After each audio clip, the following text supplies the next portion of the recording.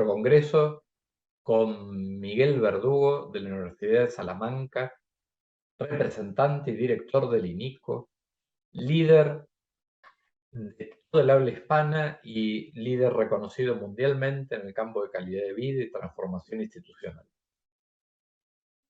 Y ahora te tenés que lucir después de esta presentación. Bueno, muchísimas gracias por la invitación a vosotros, Diego y Andrea. Es un placer estar en Rosario, ¿no? Nuevamente un poquito y en una actividad académica y organizacional y social dedicada al mundo de la discapacidad y sobre todo a apoyar los procesos de cambio y transformación tan necesarios, ¿no? Entonces, bueno, ya estuve hace unos años y me ha permitido ir conociendo progresivamente también un poquito las iniciativas. Conozco el trabajo de la Fundación Itineris detenidamente y, bueno, digamos que compartimos principios y modos de entender las necesidades actuales, ¿no? Afortunadamente, Argentina y España son países con un lenguaje, con el mismo lenguaje, aunque luego, digamos, gestionemos cada uno las maneras particulares de hablarlo, ¿verdad?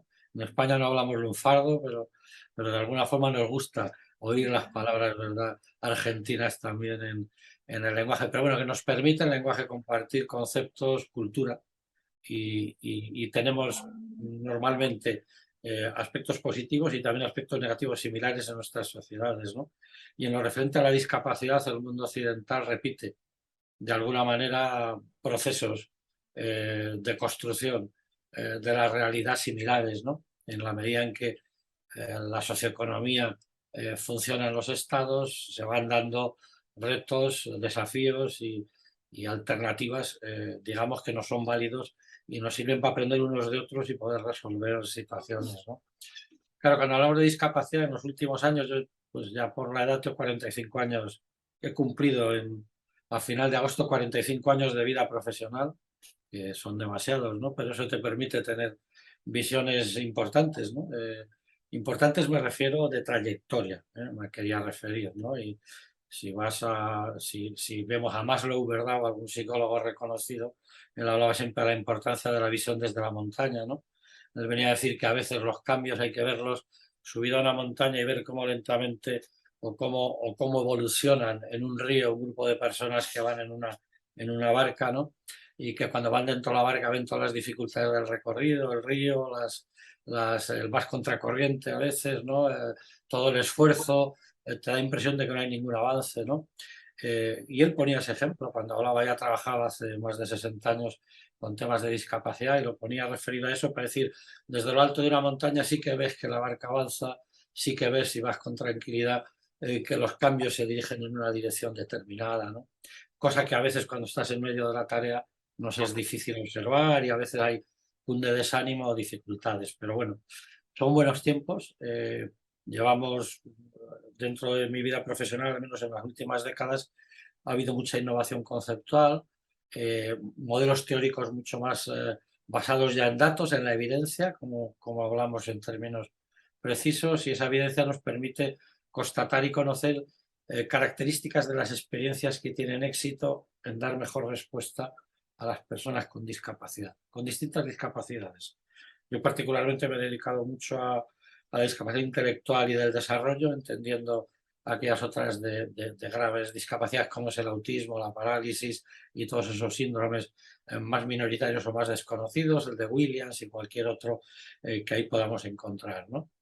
Entonces sí que lo primero que hay que dejar claro un poquito es qué conceptos orientan en el momento actual, eh, nos orientan y deben ser la hoja de ruta que nos sirve para marcar un poco los planteamientos que hacemos y cómo enfocamos nuestro trabajo, pues en una organización social o en un ámbito comunitario, en el trabajo con personas que tienen estas limitaciones por dificultades para aprender, para el desarrollo, que necesitan apoyos para ello, ¿no?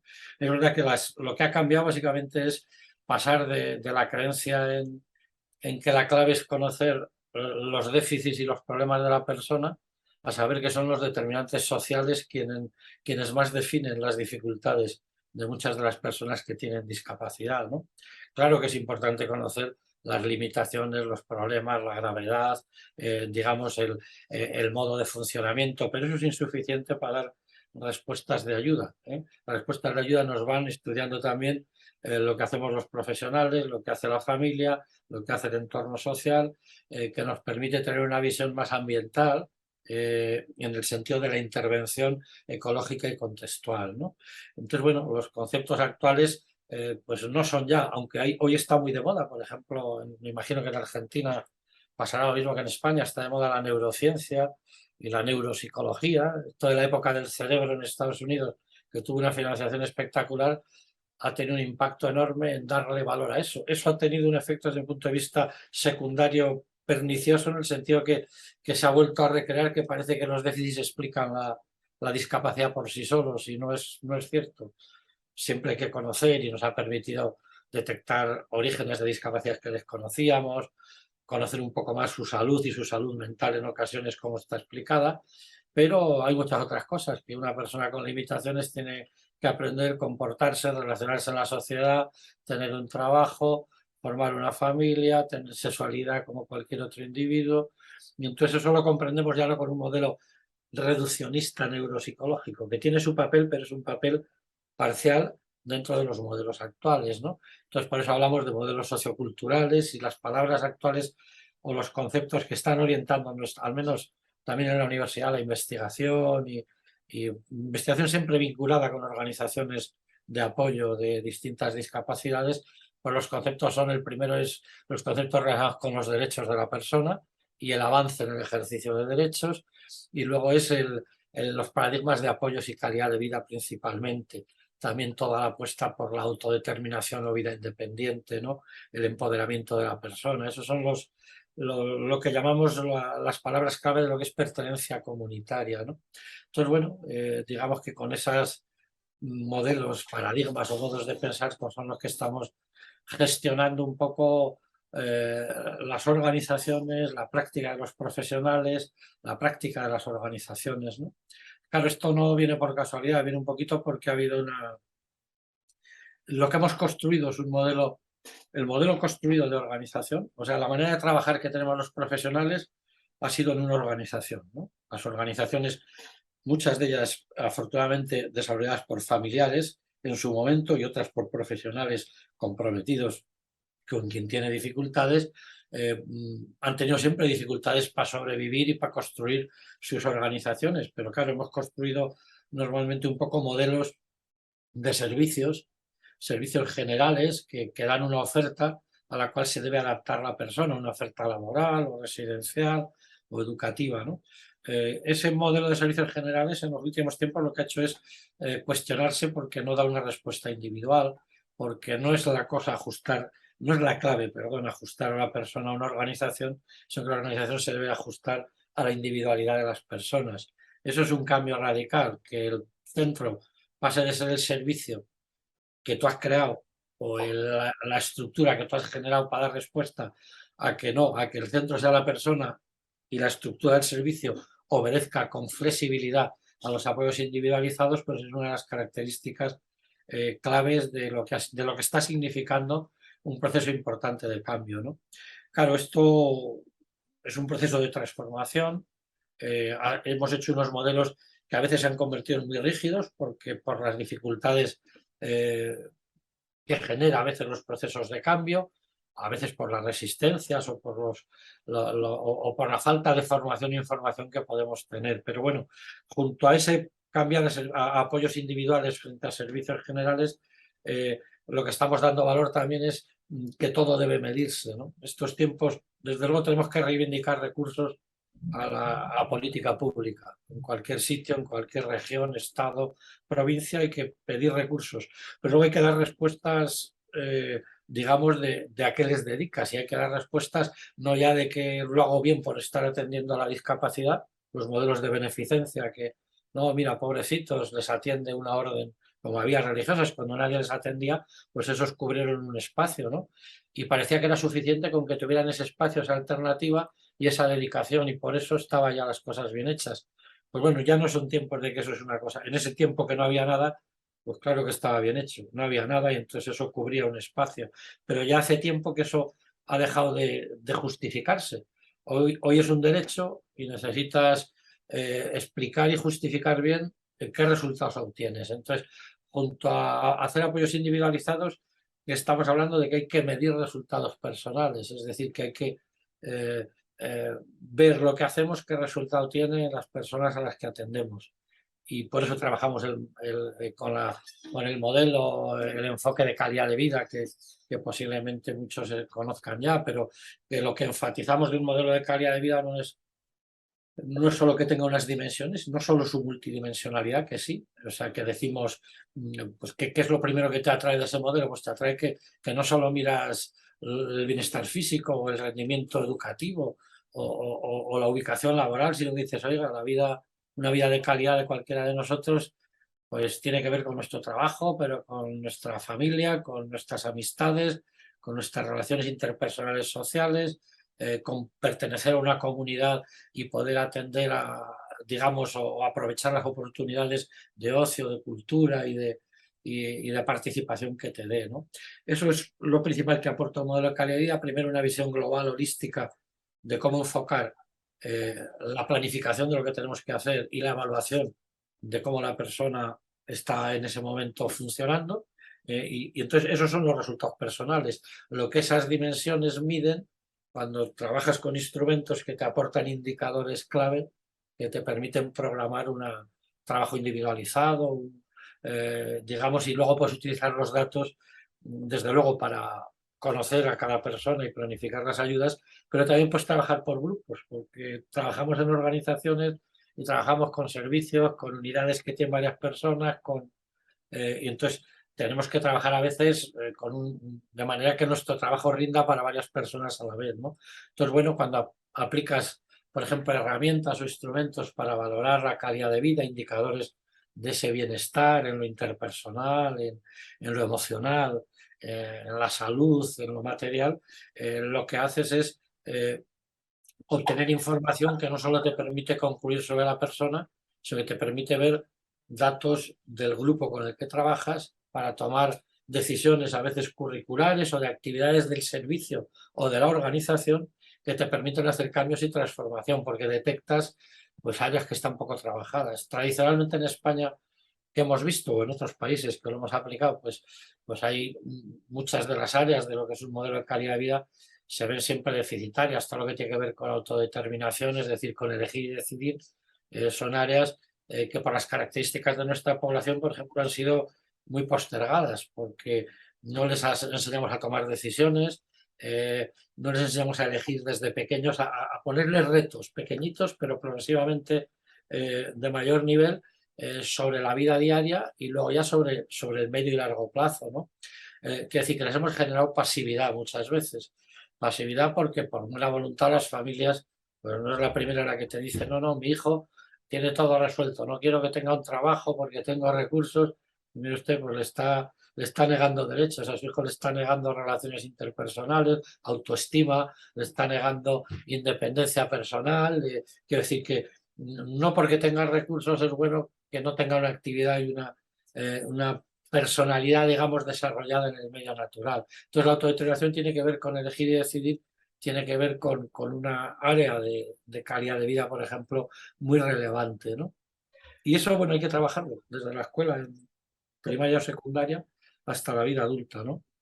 Sabes, Miguel, que en nuestro recorrido midiendo calidad de vida acá en Argentina, el área que podríamos apostar que siempre da más bajita es relaciones sociales y con la comunidad.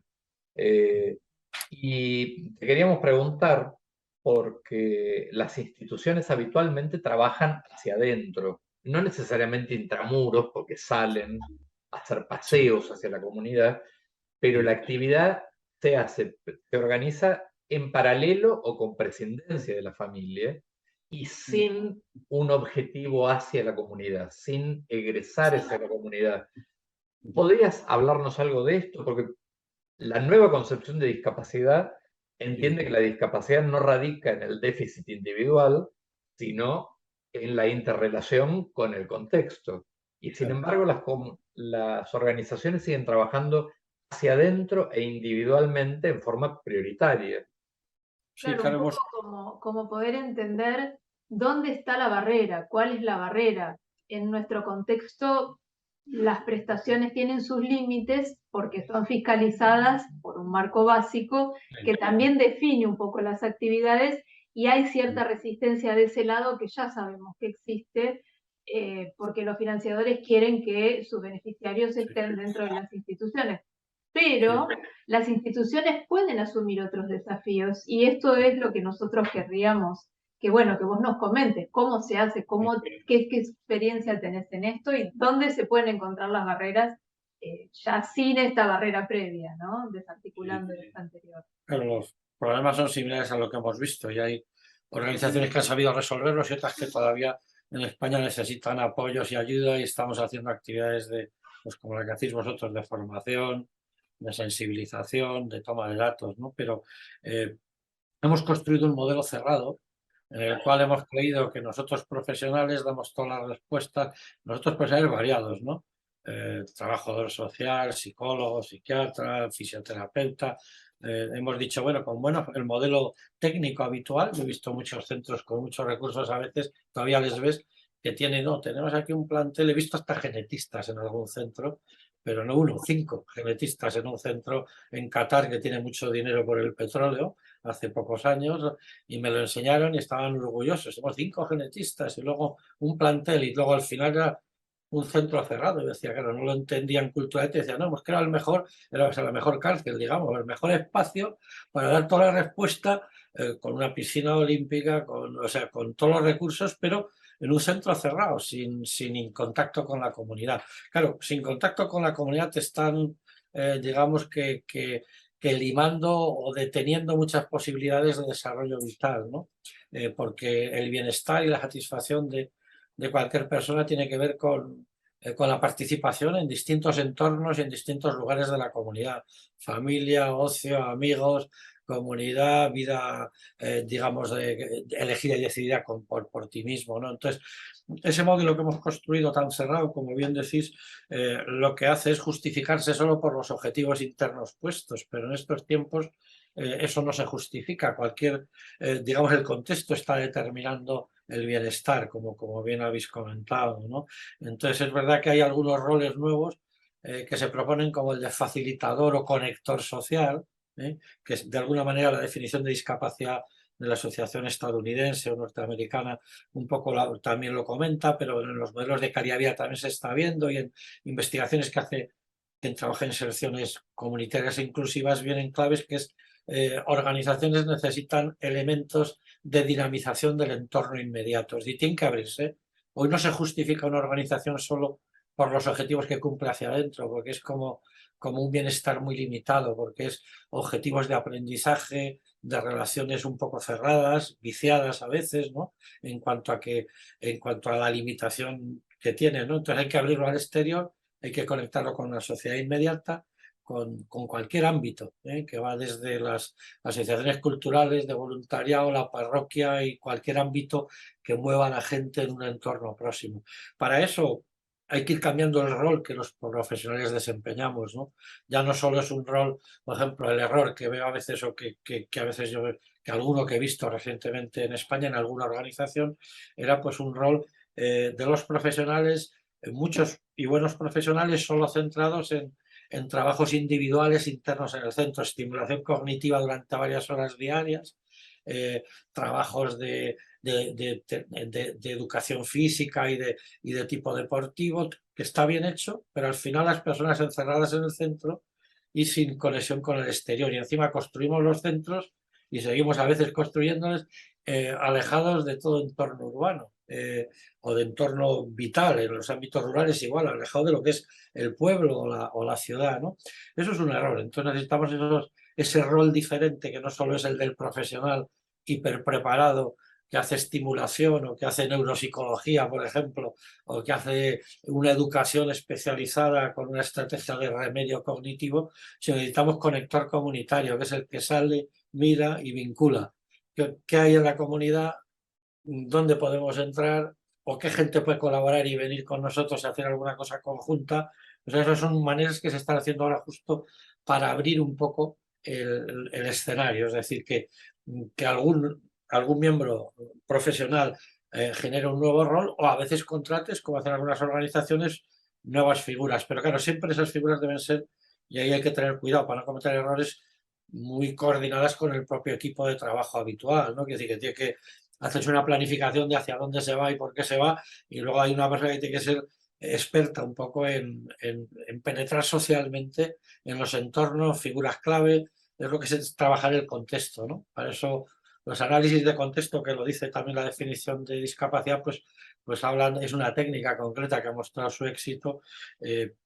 Básicamente lo que hace es analizar barreras y facilitadores, es decir, dificultades para generar una estrategia de participación comunitaria, de ir a, es decir, qué barreras hay, qué problemas tenemos internos en la organización y externos, y qué aspectos en quién nos podemos apoyar, quién tiene más posibilidades o plantea unas, digamos, o tiene una capacidad de innovación o motivación para ella más alta, ¿no? Bueno, eso son algunas de las ideas para cambiar los entornos, pero desde luego hoy no se justifica una organización que no está abierta para que le entre la sociedad de alrededor ni para salir a ella, ¿no? Esas son las dos, tanto salir afuera como que la sociedad entre, porque a veces hay dificultades, discapacidades muy graves y alguno está pensando y dice, claro, ¿y cómo? ¿Cómo? Bueno, pues hay maneras también, ¿no? Hay procesos ahora mismo en marcha en España de desinstitucionalización de discapacidades muy graves, se están haciendo estamos haciendo una investigación experimental, pero con cerca de 30 organizaciones de toda España, ¿no? De todas las partes de España, y es discapacidades muy graves,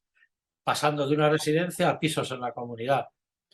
Todo elegido, la persona decide, estamos estudiando cómo cambian los comportamientos, los resultados en calidad de vida, en el funcionamiento, qué necesidades de formación tienen los profesionales, pues todo eso requiere planificarse, lógicamente, ¿no? Entonces, bueno, lo mejor de este momento es que los nuevos conceptos y enfoques nos permiten hacer planteamientos mucho más positivos sobre el futuro de las personas con discapacidad. Lo que pasa es que es verdad que luego son procesos a veces más lentos de lo que quisiéramos, porque hay que hacerles con inteligencia. Es decir, nadie está pidiendo cambios radicales porque esos se te vuelven al poco tiempo, pero sí que son cambios continuos, progresivos y con intensidad. Y en la medida en que vas apostando, vas haciendo, abriendo tu organización a nuevos enfoques, con un enfoque de derechos, con un planteamiento de empoderamiento de la persona, con una visión de vida independiente y autonomía. Ahora mismo en España hay un programa del Ministerio de Asuntos Sociales potentísimo, de mucho dinero, de muchos recursos, en el cual se está apostando por la vida independiente y autonomía y por la desinstitucionalización, con esas palabras que no es otra cosa que seguir lo que Naciones Unidas, las cosas que compartimos, pues Itineris y el INICO y mucha otra gente, ¿no? Lo que es cierto es que eso a veces cuesta y hay organizaciones que les cuesta más que otras, ¿no? En España pues hay algunas que están muy fuertes y avanzadas y otras con incertidumbre y otras con temor, ¿eh? Hay de todo, ¿verdad? Pero bueno, esos procesos son inexorables, es la rueda de la historia, eso va hacia la inclusión y la inclusión es eso, la inclusión es pertenencia comunitaria, es participación social, es mayor elección y decisión, siempre la persona por sí misma y eligiendo lo que ella quiere y tú aportando, facilitando esos procesos y ayudando a que haya pues mayor vinculación, mayor participación familiar, etcétera. Eso es un poquito alguna de las características de los procesos ahora mismo de transformación en España.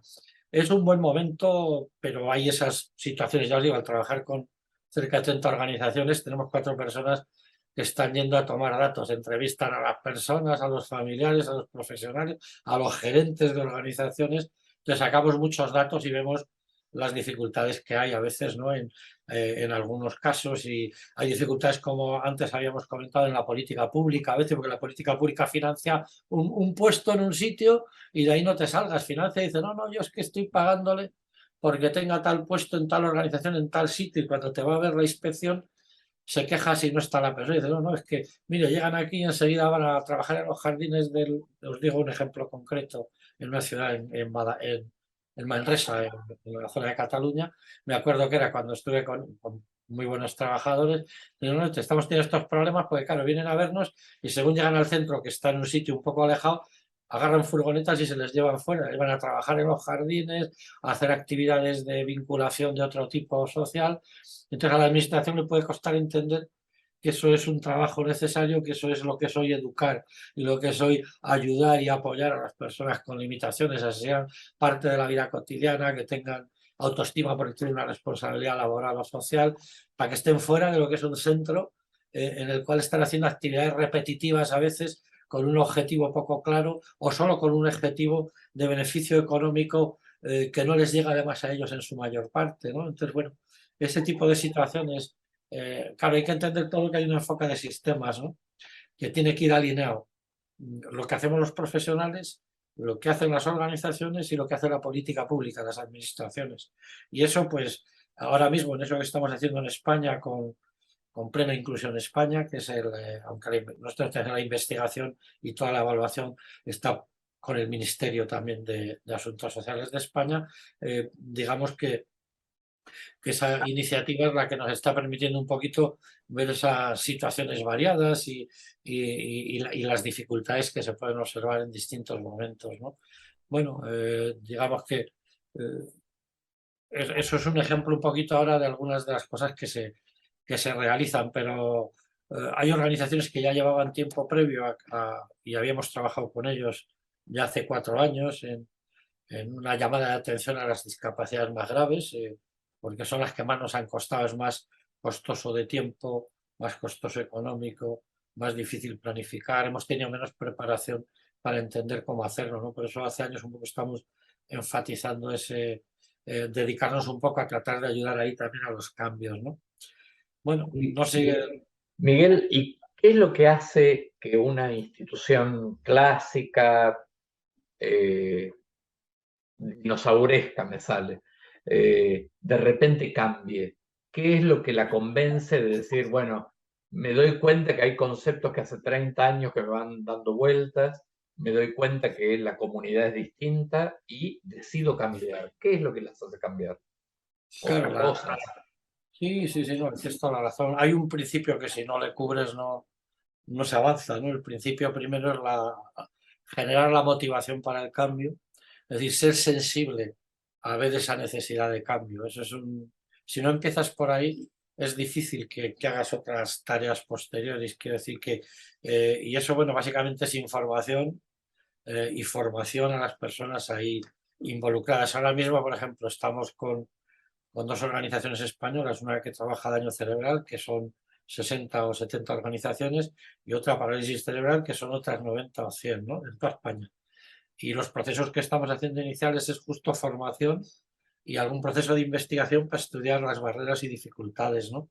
Pero claro, lo primero sí que es lo que llamamos los valores o los principios, ¿no? Entonces lo que hay que compartir es el principio de inclusión, no discriminación, la dignidad de la persona, el respeto y el reconocimiento del derecho a una vida elegida lo más posible por ellos mismos, ¿no? Y nuestro rol de apoyo en ese proceso. Si eso lo tenemos claro, si esos principios, esos valores de compromiso con la persona los tenemos claro, luego lo demás lo puedes ir programando. Pero si eso no está claro, si los gerentes, los responsables, los directivos de organizaciones, los profesionales que trabajan en ellas no tienen claro que eso es así, que son tiempos de respeto a la persona, de dignidad, de empoderamiento, de que pueden hacer muchas más cosas en la medida que confías en ellos y les das mejor autoestima y más confianza, porque eso lo han demostrado la investigación, no son ideas que vengan de un concepto abstracto, la investigación nos dice que cuando eso existe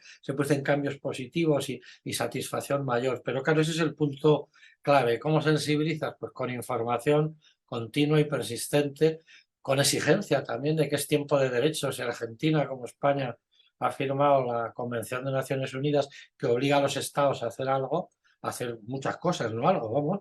Está claro que eso hay que hacerlo progresivamente, pero ese algo tiene que ver con considerar a quien tiene discapacidad como otra persona, como otro ciudadano, como otro ciudadano con derechos. Y entonces esa consideración es el inicio para luego poder planificar apoyos apropiados, medir su bienestar y calidad de vida y generar estrategias de mejora. Pero yo creo que ese es el punto. Cuando yo he hecho procesos en organizaciones en España, he trabajado cambios organizacionales, siempre el principio era agarrar y decir cómo entendemos a la población, qué características tiene, qué nos dice ya la investigación como conocimiento acumulado de las experiencias que en muchos países se hacen, ¿no? Eso es lo que nos dice la investigación y las propuestas, ¿qué nos dice? Entonces, pues los entendemos así, los entendemos de una manera más activa, no pasiva, con la necesidad de que su bienestar va a depender de que participen y tengan una actividad, digamos, clara de colaboración en cualquier cosa que se hace sobre su vida, ¿no? Cuando compartes eso, dignidad, empoderamiento, no discriminación, inclusión, cuando compartes estos conceptos sabes que tienes que hacer otras cosas, ¿no? Que no te vale con estar encerrado haciendo actividades repetitivas de tipo educativo o laboral, sin mezclarte con la comunidad. Aparentemente darás seguridad y comodidad, pero estás limitando derechos, estás perjudicando directamente. Entonces, dentro de sensibilizar también hay que decir, oye, usted, si no le das oportunidades de ser un miembro de la sociedad y de participar en ella, usted lo que está haciendo es una repercusión negativa. Usted le está negando las oportunidades de ciudadano como lo es usted, ¿no? En las que está teniendo para la cultura, para el ocio, para el trabajo, para la educación o para la convivencia y las relaciones interpersonales, ¿no? Eso es el principio clave, ya por lo menos mi experiencia en las organizaciones, pues yo no he trabajado en el norte de España en distintos sitios y también en el sur y he asesorado luego en distintos sitios y siempre el punto inicial es eso. Esa sensibilización inicial y formación necesita, pues como hacéis en Itineris, a veces necesita, no es una cosa de media hora ni de una hora. Claro que nos vale hablar como hacemos ahora y para confirmar y para decir pues es correcto, pero luego necesitas un poco trabajar un poco los conceptos, las implicaciones, las maneras de poder hacerlo y luego hay que tener cierta creatividad porque cada centro es algo distinto y un centro en Rosario habrá y hay muchos lugares distintos y muchas entidades diferentes que cada una tiene que hacer su propio proceso de avance y transformación y de decisión. Es decir, compartimos los mismos principios y valores, sabemos que hay barreras similares, pero luego cada contexto concreto tiene unas dificultades y unas posibilidades diferentes, ¿no? Esas son las que hay que estudiar para generar tu propio plan de avance, ¿no?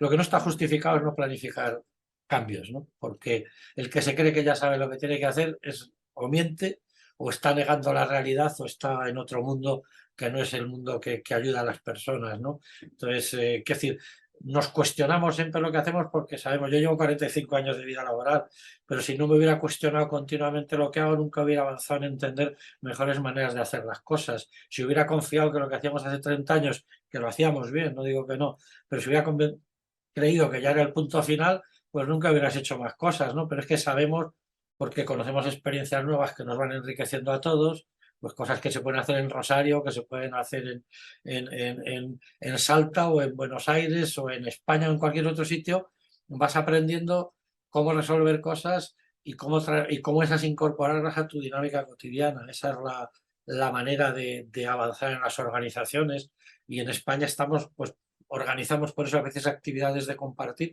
como hacéis con este, digamos, congreso ahora mismo, o como se está haciendo en este sexto congreso en Rosario, pues porque necesitas aprender de otros, cómo han resuelto, en qué manera enfocan las cosas. Y bueno, esa es la parte además la parte que motiva más a todos para hacer cosas distintas y nos hace, digamos, disfrutar. Aquel que se cree que ya sabe lo que hay que hacer, probablemente sea alguien aburrido o que miente y que en todo caso seguro que no tiene satisfacción profesional personal, porque la responsabilidad profesional te da satisfacción, aunque te dé ocupación, digamos, te da satisfacción con lo que haces, ¿no? Pero hay personas que a veces se creen que están satisfechas sin hacer nada y ese es un error que, digamos, hay resistencias a los procesos de cambio que a veces son miedos e ignorancias sobre lo que se plantea, ¿no? Claro, en base a esto que estás diciendo, ¿no? Supongamos que una organización asume este compromiso, no improvisando, sino planificando, de salir al encuentro con la comunidad, ¿no? ¿Cuáles serían las barreras que ustedes pudieron ver en su contexto respecto de empezar a vincular a las personas con discapacidad en las comunidades y cómo la transita la institución? Porque el salir es un desafío, el conectar a la persona con discapacidad con los vecinos, con la comunidad más amplia, con las instituciones, otras instituciones, y si en este trayecto han resuelto algunas de esas barreras, ¿no? Hay que hacer la técnica esa de análisis contextual es clave, es decir, que hay que estudiar cada lugar, hay que estudiar en dónde estás y qué hay cerca, qué organizaciones, qué personas pueden ayudar, qué personas pueden ser una dificultad y tienes que estudiar eso y en base al estudio de eso determinar un poco qué iniciativas pueden empezar a hacerse que empiecen a transformar un poco esa apertura de tu organización hacia la inclusión comunitaria. Por eso hablamos de ese papel de conector llamado así, o de facilitador, que es el que establece contactos. A veces ese conector o facilitador puede ser una persona, a veces es un familiar que te abre puertas a sitios que él tiene responsabilidad. En otras ocasiones es otro profesional al que conoces o al que te diriges para obtener información y ver posibilidades de colaboración en alguna actividad. Es montar actividades e invitar para que se sumen alguien próximo a la comunidad. Entonces ahí hay muchas iniciativas posibles, que yo me acuerdo ahí, por ejemplo, alguna sencilla en el máster. Ayer yo estaba en en una reunión con alumnos de toda España en uno de los másteres en el que dirijo yo. Ahí estaban explicando experiencias habían ido a hacer prácticas a organizaciones, ¿no? Son ya profesionales todos de 10, 15, 20 años y más de experiencia. Y uno comentaba una que era muy sencilla, por ejemplo, y habían hecho una que llamaban Lectufres o algo así, que era en verano habían montado, la manera de salir a la comunidad fue que el centro montó una biblioteca pequeña, que fue negociar con el ayuntamiento un espacio que no se ocupaba, un kiosco, para montar una biblioteca con libros de lectura fácil y libros también de otro tipo que los donaban organizaciones también de la zona, y para montarlo como un punto de referencia, ¿no? Y entonces eso ha significado que era una zona rural, era un pueblo de unos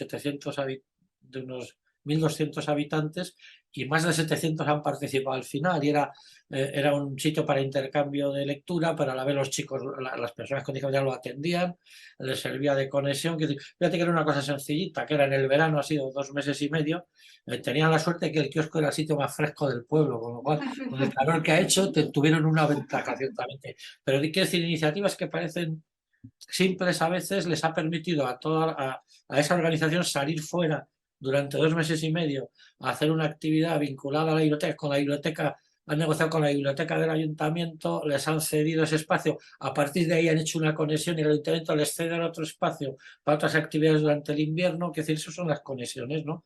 Los ámbitos de la comunidad, pues el gobierno local o las organizaciones culturales.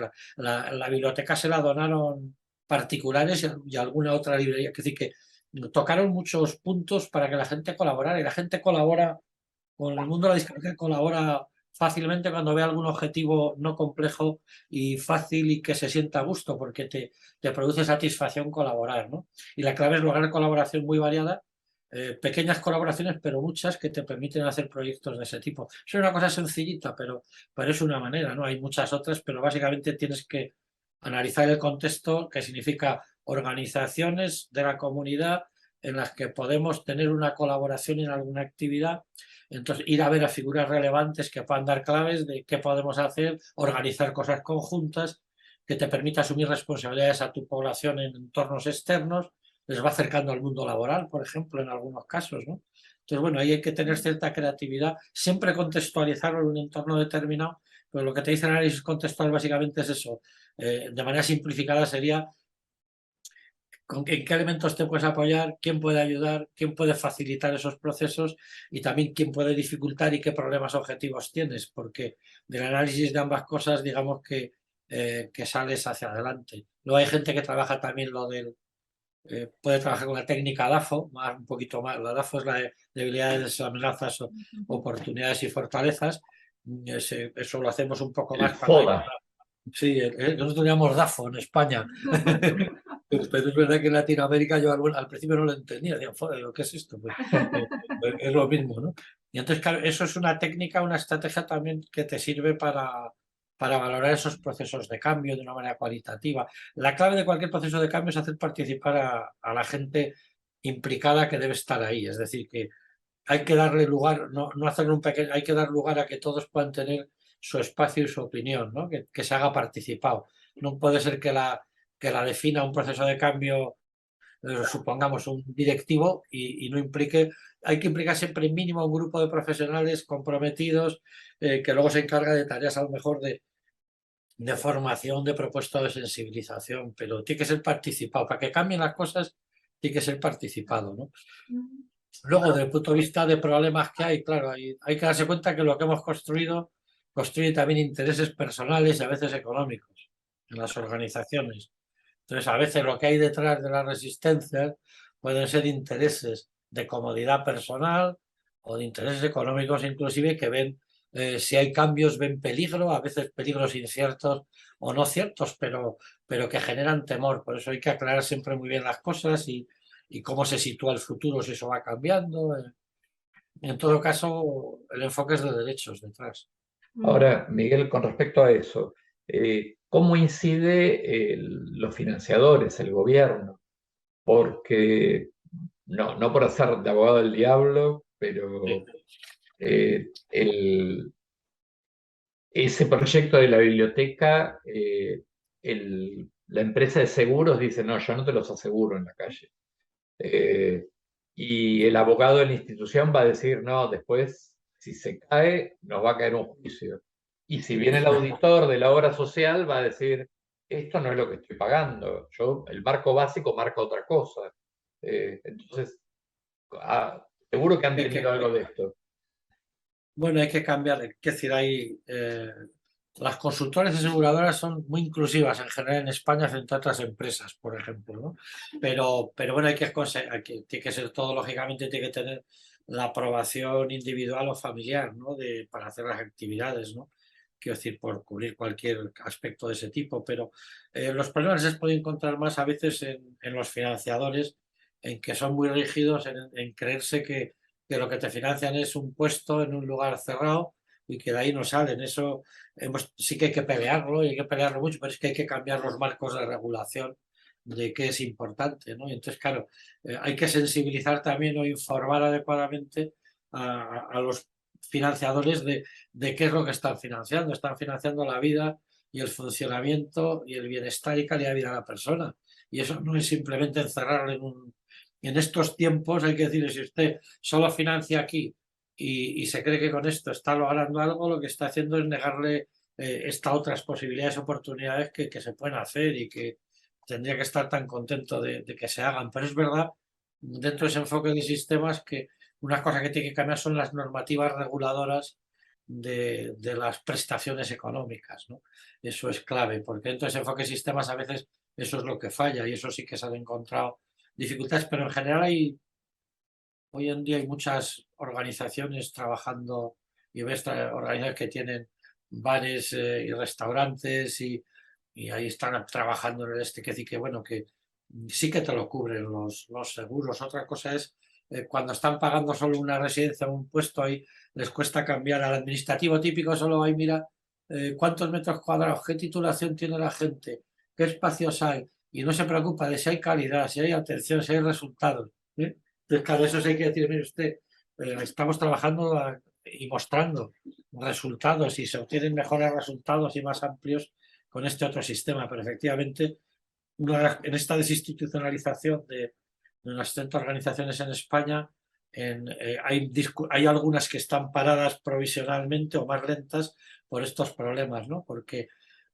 como tenemos 17 comunidades autónomas en España, que es como 17 regulaciones a veces distintas, hay algunas que hay pelea y hay de esas 30 organizaciones hay 6 o 7 ahora mismo. Estamos en ese proceso de que resuelvan estos aspectos que preguntas justamente, ¿no? Eso hay que abordarlo y hay que abordarlo directamente para que lo entiendan, porque a veces el último que le cuesta entender las necesidades de cambios al administrador o a la política pública, porque cambian o porque tienen un concepto rígido los administradores a veces de lo que es su función. Es decir, esto no es comprar mesas y justificar por qué esta mesa es mejor que esta otra, sino que estás pagando por atender y por generar bienestar, ¿no? Y eso no se mide solo en un sitio cerrado y quedarte tan tranquilo. En todo caso, siempre le sacas la convención a todo. Lo ha firmado tu país, qué significa, qué puntos tiene. Ahí habla de vida independiente y autonomía, el artículo 19, es con el que estamos trabajando fuertemente este tema de desinstitucionalización. El artículo 19 que dice, entre vida independiente y autonomía, pues eso significa que hay que hacer actividades que potencien pues esa mayor autonomía de la persona y ese aprendizaje a elegir y decidir, que no es una cosa tan fácil y que va lento en la discapacidad cognitiva, por ejemplo, pero que se producen procesos importantes de cambio y avance, no cabe duda. Miguel, ¿y quién es el interlocutor para educar al gobierno.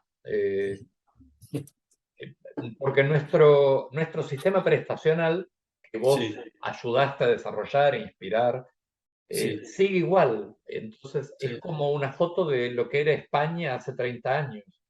Y por lo El que vos problema es contás, han cambiado. claro, el problema es que la política pública cambia en cada pocos años. A veces sin cambiar el mismo partido te cambian los administradores, ¿no? Y tienes que volver a sensibilizar e informar. Por eso desde hace 45 años eso sigue siendo la misma historia. Tienes que estar constantemente, las organizaciones, sobre todo representativas de discapacidad, son las que tienen un papel de mayor interlocución. Nosotros, profesionales, investigadores, gente implicada y comprometida, como sois Itineris o como hacemos el INICO, no eres el principal para convencerles, lo es la organización que representa voto, que eso es a lo que el político siempre hace caso.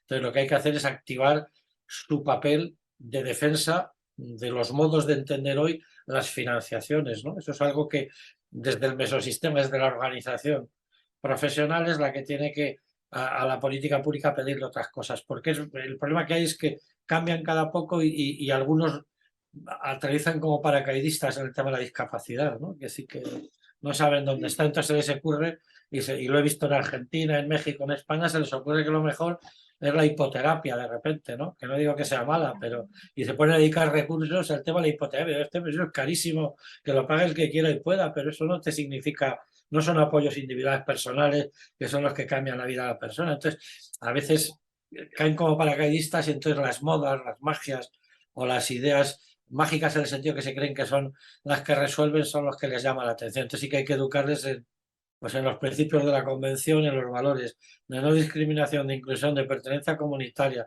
de bienestar y calidad de vida, de estrategias de apoyos y PCP. Bueno, eso es una tarea continua, ¿no? Pero repito, sobre todo es determinante que las organizaciones representativas de la discapacidad, las que tienen voto detrás, sean las que hagan las demandas, ¿no? Nosotros podemos asesorar y ayudar, pero a nosotros siempre como profesional, por mucho prestigio que puedas tener o reconocimiento que pueda haber, al final un administrador, un político, te torea, como decimos en España. Si te da un pase así y dice, dale, vaya usted para allá. Te dice, muy bien, qué bien lo hace usted, te felicita, pero si se lo dice a alguien que representa 5.000 personas o 1.000 personas o 500 en una organización, ya sabe que primero que es peso social y además peso de voto, inclusive también, porque además cada uno tiene una familia de 3 o 4 miembros, entonces hay que activar un poco el papel activo político de las organizaciones en la defensa y reclamación. Eso es algo importante en Latinoamérica y ahí sí que hay todavía mucha distancia con España. Aquí está muy fortalecida la representación política de las organizaciones de discapacidad, que es la que demanda y se identifica con avances y va ahora mismo apoyando procesos inclusivos, afortunadamente, ¿no? Y eso quizá cuando ves Latinoamérica y Argentina y otros países lo veo más débil, ¿no? Ves pues, digo, Chile, Argentina, México, Colombia, ves que hay esa parte social ha tenido menos desarrollo y entonces eso debilita la influencia en los cambios que tiene que hacer la política, que tiene que ser a demanda de esas organizaciones, ¿no? Buenísimo, Ya. buenísimo. Miguel, Decían típico hace muchos años y la próxima hablaremos del gobierno, lo decían en la época de Franco, decían para vacilar, pero acabamos hablando del gobierno porque hay que hablar porque la política pública dentro de ese sistema determina lo que hacemos, lógicamente. No, no, es que ciertamente con mucha delicadeza y mucha precisión, abordaste uno de los varios limitantes, ¿no? La política y la representatividad de las organizaciones que nuclean es compleja en nuestro país. Bueno, ya hablaremos entre los que estamos en el Congreso y chusmearemos. Claro, pero queda claro que además de ir por el sostenimiento de la financiación, también hay que ir por la calidad de las prestaciones, ¿no? La calidad de los servicios que se brindan. Es como Sí. que hay que fortalecer mucho también ese aspecto, ¿no? Y no disociarlo.